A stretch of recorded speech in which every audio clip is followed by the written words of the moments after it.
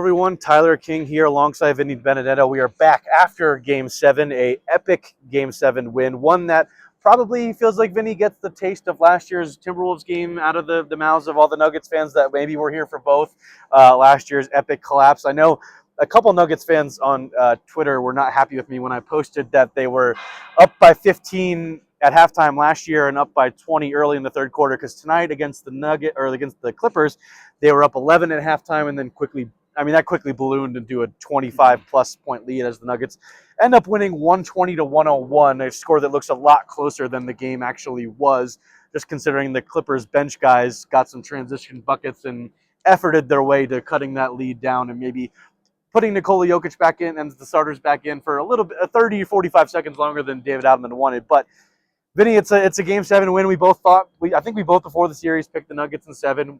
Before the game today, we both said we're sticking by that. We picked the Nuggets to win tonight. I don't think either of us saw it going this way, not just in blowout fashion because it's so rare for Game 7s, although not always rare for ones that James Harden is involved in, but it is rare in terms of the fact that the Nuggets weren't led by their two stars tonight. It was not Nikola Jokic. It was not Jamal Murray. It was Aaron Gordon. It was Christian Braun. It was Russell freaking Westbrook. Michael Porter Jr. hit some big shots. I mean, how stunning of a game was this for you sitting up there as you watched it all unfold?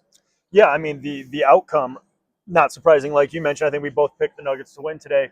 But the way they got there was certainly pretty stunning when you factor in, I think at the end of the first quarter, Nikola Jokic was 0 of 4 or 0 of 5 from the field. 0 of 5, yeah. Jamal Murray was 0 of 4. Both of those guys, only had free throws to show for their points in the first quarter.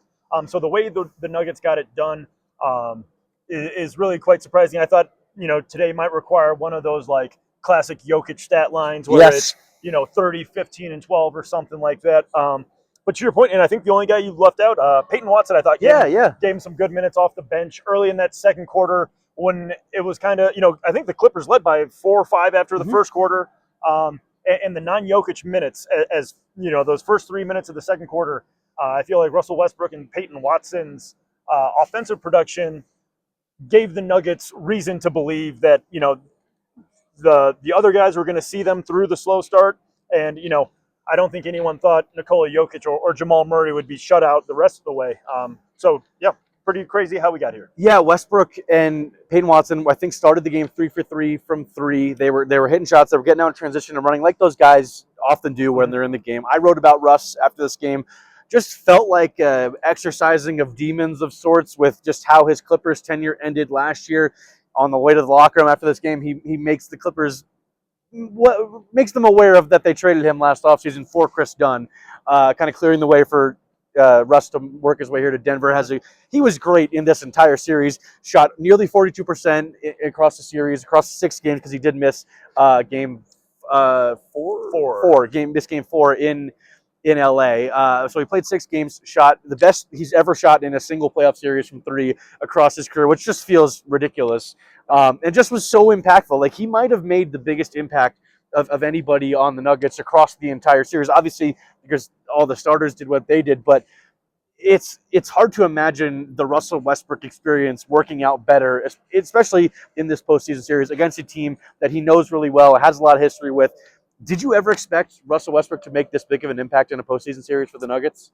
No, if I'm being honest, no. Yeah, and I don't think anybody did, really. No, I don't think so. And I think kind of the most surprising thing is over the course of this season, Russ's first in Denver, I feel like one of the things that's kind of been a trend during the regular season is when he plays against teams that he might feel a certain way about, like he's always like ramped up to 10, but against former teams or teams he may not have a strong feeling for, he can like kind of get too high and like become a bit reckless with it. So I thought for the most part, like he's not gonna be perfect. He's gonna miss shots. He's gonna turn the ball over, but the effort's always in the right spot. But yeah, to your point, this series largely, the shot making I think was probably the biggest thing. The rebounding early in the series. Rebounding early and just like the momentum plays. I'm thinking about that steal he had right there in the first half that led to the massive Aaron Gordon dunk. And it was like that got this building on its feet. And speaking of the building, like the Clippers fans in attendance probably also,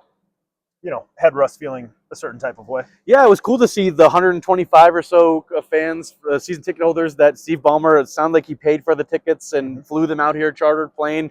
So that was cool. I mean, they made an impact. It felt like they forced the Nuggets fans early to get loud and match their energy, because they certainly brought it, despite their team not really bringing it, especially in that second half there. But you mentioned Russell Westbrook and the amp. It made me think of the first scene of Back to the Future when Marty McFly sets the amp to 10 or 11 and he plays one note on the guitar and the speaker blows him back. This just made me think of. But I want to talk about the guy you wrote about after this game, which is Christian Braun, who had easily his best postseason series of his career. The first postseason where he's a full-time starter in this massive role where he's playing 38, 40 minutes per night. And we could talk about James Harden's effort in this game, but throughout the series, I think the biggest reason James Harden was not as impactful as he was, he had a couple good games like James Harden does. He's a future Hall of Famer, but the job that Christian Braun did defending him throughout the series cannot go unnoticed. Yeah, and I think the biggest thing was just like he didn't give Harden easy points. Yeah, he didn't send him to the line with reckless closeouts or gamble too much. And so yeah, I think James had 32 in game 1 and 28 in game 6, and those were the only 2 games he scored more than 20 points. So I think just from the numbers game, like that's not going to work out for the 7 Clippers. points tonight on 9 shots. Just one of those games, maybe game, was it 4 or 5? He had more turnovers than he did made field goals. Might have been game 4, yeah. But yeah, and so Christian taking on that challenge is, I think, really important. And thinking back to last year's game 7, he was one of the guys who took that loss the hardest. And one thing he said tonight was just like he wanted to play more in last year's game 7, thought he was playing well against Anthony Edwards, another really tough cover. So I think this is really important for Christian. If we can just look ahead real quick, like he's going to get the SGA assignment next round. And, if the Nuggets have any hope of getting past the Thunder, I think they're going to need a similar kind of performance from CB. Yeah, perfect transition. I was going to ask you about the Nuggets or the Thunder next, because game 1 is Monday night. It's a very, very quick turnaround for you and the team, hopping on flights either tomorrow or Monday before that game 1. You mentioned Russell Westbrook facing former teams. There is no bigger former Russell Westbrook team than the Oklahoma City Thunder. It's going to be a fascinating series from many angles, just with the Thunder's rise in recent years and the way the Nuggets have played them. The Thunder played really well in this building in the regular season, but this is the first time that they've played each other in a postseason series. I think maybe ever since they moved to Oklahoma City. I think feels right. Since they moved to Oklahoma City, at least they played the Sonics back in the day, but that feels like very different things to me. What early things are you thinking about going into the series? Not aside from the obvious, the Nuggets, the Thunder have had a week off after sweeping the Grizzlies in round 1, and just the 68-win team that they are, or 72-win team, as David Adelman was reminded by a friend of his earlier this week, that they're going to have to face now. I mean, just what are you thinking about as the Nuggets get ready to take on what seems like a behemoth of a team in round 2?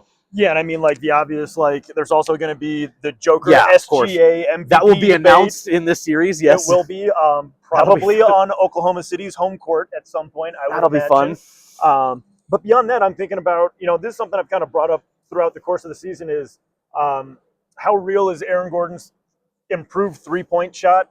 Best of his career this year, yeah. Best of his career, and so just in terms of taking some of the. If Aaron's shooting the ball well, teams can't load up on Joker in the same way. And I think I'm also going to throw Michael Porter Jr. in this, because you look at the last 3 games of this series, when Mike had good games in games 5 and 7, it went a really long way to the Nuggets pulling out a win.